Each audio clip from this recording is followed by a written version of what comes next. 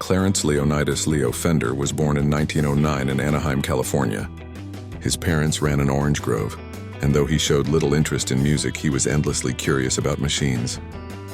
Radios, phonographs, and motors fascinated him far more than instruments ever did. As a teenager, Leo took apart any electronic device he could find, learning by trial and error.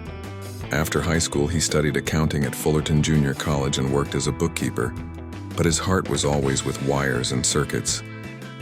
When the Great Depression closed the firm he worked for in 1938, Leo decided to turn his hobby into a career. He opened Fender Radio Service in Fullerton, repairing radios and public address systems. His small shop soon became a hangout for local musicians, especially Western swing players who needed their amplifiers fixed. Leo noticed a recurring issue.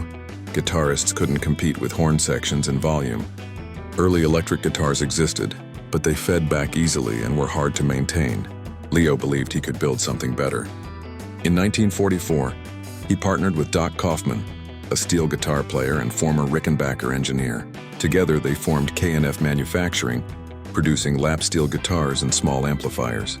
Wartime shortages made materials scarce, but their instruments earned a reputation among local bands for being rugged and reliable.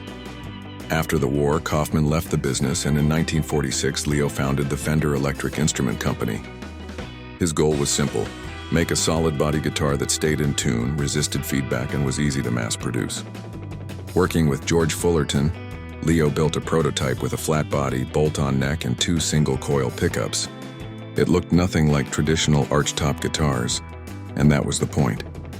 Released in 1950 as the Broadcaster, it delivered a bright, cutting tone perfect for country and the new sound of rock and roll. When Gretsch objected to the name, they already had a drum set called the Broadcaster. Fender simply removed the model name from the headstock, creating the short-lived Nocaster. By mid-1951, the instrument was officially renamed the Telecaster.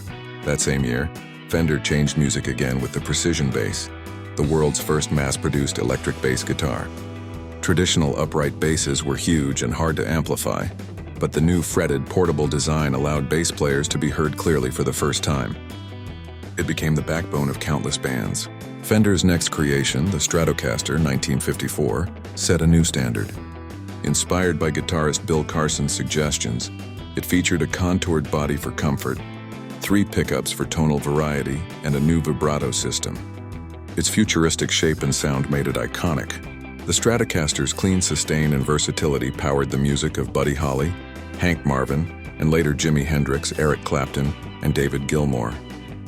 Leo himself never played guitar fluently, but he listened closely to musicians, constantly improving his designs based on their needs. He focused on reliability and ease of production, instruments that working players could afford and repair.